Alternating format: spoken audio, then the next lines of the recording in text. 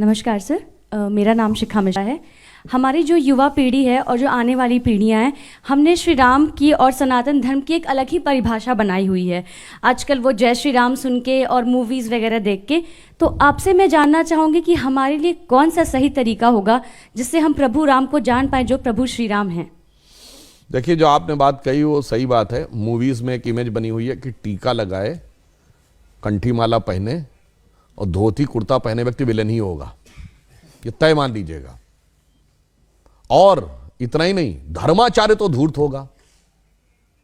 इतना ही नहीं, प्रोफेसर मजाक का पार्ट होगा।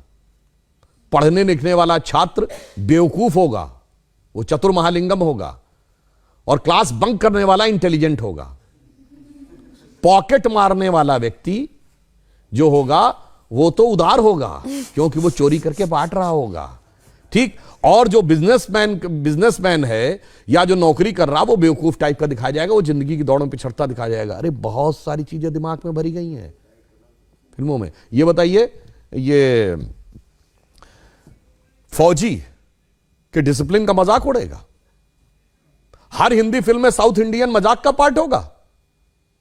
हम लोग के जन्म के आसपास के जमाने की फिल्म वो कौन सी थी, पड़ोसन, मास्टर पिल्लई, एक चतुर नार करके सिंगार, वो भी मजाक के पार्ट होंगे। और अभी इधर कौन सी फिल्म थी, इसमें खजाना खोजने के लिए जाते हैं, जिसमें वो कहता है कि गोवा तक पहुंचने के लिए कितना टाइम लगेगा। उसने कहा जब तक नाम बताऊंगा तो बता देगा, श्रीनिवास, वेंकटेश, फलाना, अय्यर। उसका ही मजाक। भाई ये क्या है, उत्तर दक्षिण में लड़ाना है। हर फिल्म में सरदार मजाक का पार्ट होगा। बहुत बड़ा षड्यंत्र था ये, एक लेफ्टिस्ट एजेंडा था। और इसमें मैं ये नहीं कह रहा हूं कि इस फिल्म वालों ने जान के किया है, वो तो बेचारे खुद भी नहीं जानते। उनका माइंडसेट ऐसा कि उसके टूल बन गए। तो नई पीढ़ी ने तो बहुत कुछ ऐसा ही देखा है और ये बड़े करीने से उसके दिमाग में बैठा दिया गया है। अरे भाई, हम लोग भी बच्चे थे तो ऐसी बात रहती थी, बाबा आ जाएगा, झोली बाबा पकड़ के ले जाएगा, तो मतलब वो दाढ़ी वाला बाबा ही झोली होगा। और मैं किसी के प्रति अवमानना नहीं करना चाहता, मगर एक बात बताइए, कभी किसी मौलवी को नेगेटिव रोल में दिखाया गया हो तो बताइए। इवन आतंकवाद वाली फिल्मों में भी उसको कैरेक्टर रोल में दिखाया जाएगा। यह सोचने की बात है। एक ही फिल्म में, अमिताभ बच्चन जी की फिल्म है 1970 के दशक की, जिसमें जब उनकी भाभी आती हैं और या मां अगर उनको प्रसाद देगी, मैं नहीं लेता ऐसा प्रसाद, मैं नहीं मानता ऐसे भगवान को जो गरीब का पेट नहीं भर सकता, उसी फिल्म में 786 का बिल्ला उनकी जान बचाता है और उसको यूं हाथ से लगा रखते। सोचिए कैसे दिमागों में चीजें भरी गई हैं। इसलिए मैं युवा पीढ़ी से कहूंगा, इस जगत प्रपंच से बाहर निकलिए और ओरिजिनल अपने टेक्स्ट पढ़िए। विवेकानंद का साहित्य पढ़िए, स्वामी राम तीर्थ का साहित्य पढ़िए, श्री अरविंदो का साहित्य पढ़िए। गांधी जी ने जो बातें बताएं, आप सब ने शनि की 7.5 वर्ड सुना होगा। ये 7.5 का मतलब क्या होता है? शनि एक राशि पे 2.5 साल रहता है और वो इतना शक्तिशाली, जिसे ढैया कहते हैं। हाँ। एक उसकी इतना शक्तिशाली होता है कि एक राशि आगे और एक राशि पीछे तक इंपैक्ट रखता है। यानी कोई बहुत पावरफुल है तो उसका इंपैक्ट एक स्टेप आगे एक स्टेप पीछे। तो 2.5, 2.5, 2.5, 7.5। तो कहते हैं ना, पहली ढैया, दूसरी ढैया, तीसरी ढैया। 12 राशियां हैं तो टोटल कितना हुआ? 12 × 2.5, 30 ईयर्स। तो शनि का रोटेशन साइकिल 30 ईयर्स है। भगवान राम के भी तो 7.5 लगी थी, कहा था तो बन गए थे। तो 2.5 साल मतलब 30 साल का रोटेशन साइकिल शनि का है। ये तो हमें हजारों साल से पता था। इनको कब पता चला? अभी 100-200 साल पहले। और ये बताते हमको, यार हम साइंटिफिक थे, तुम नहीं थे। मेरे भाई, तुमने तो कहा सूर्य पृथ्वी के चारों ओर घूमता है। और मजे की बात जानते क्या है? गैलीलियो ने कहा 1633 में कि सूर्य पृथ्वी के चारों ओर घूमता है। यह गलत है, पृथ्वी सूर्य के चारों ओर घूमती है। तो उसको कह दिया गया कि तुम्हारी मौत की सजा दे दी जाएगी। उसने माफी मांगी। उसको अपराधी चर्च का घोषित किया गया, चर्च का अपराधी।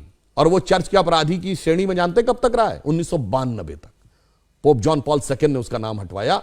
वरना जिस जमाने में स्पेस में सैटेलाइट पहुंच गया, आदमी 69 में चांद पहुंच गया, और तब तक वो इस बात के लिए दोषी था। मगर कोई नहीं कहता उनसे कि आपके धर्म में कोई आपत्तिजनक बात लिखी हुई है, इसे हटाने की आवश्यकता है। मगर जहां सबसे साइंटिफिक बातें लिखी हैं, वहां पे लोग कहते हैं कि इसमें हटाने की आवश्यकता, उसको हटा। इस षड्यंत्र को समझना चाहिए। इस षड्यंत्र को आप भली भांति समझें तो आपको समझ में आएगा कि जो सभ्यता सर्वाधिक उदार है, उसी सभ्यता के साथ सबसे अधिक छल किया जाता है, जिसे हम कहना चाहेंगे आजादी का अमृतकाल है। तो हम कहते थे ना, हो गए हैं स्वप्न सब साकार, कैसे मान लें हम टल गया सर से व्यथा का भार कैसे मान ले हम।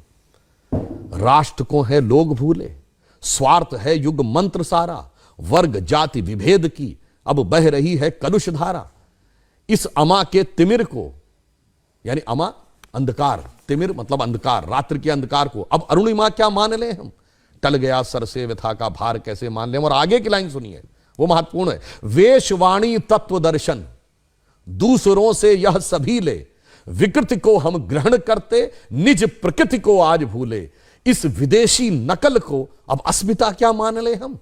हो गए हैं स्वप्न सब साकार कैसे मान ले हम। इसीलिए मोदी जी ने क्या कहा है, अमृत काल के जो 5 प्रण हैं उनमें पहला है भारत को विकसित राष्ट्र बनाना है, दूसरा है गुलामी की मानसिकता के हर प्रभाव से अपने को मुक्त करना है, और तीसरा है अपनी विरासत पे गर्व करना है। इसीलिए गुलामी की इस मानसिकता से बाहर निकलिए तो नया भारत दिखेगा, जिसके लिए हम कह सकते हैं कि स्वप्न देखा था कभी वो आज हर धड़कन में है और एक नया भारत बना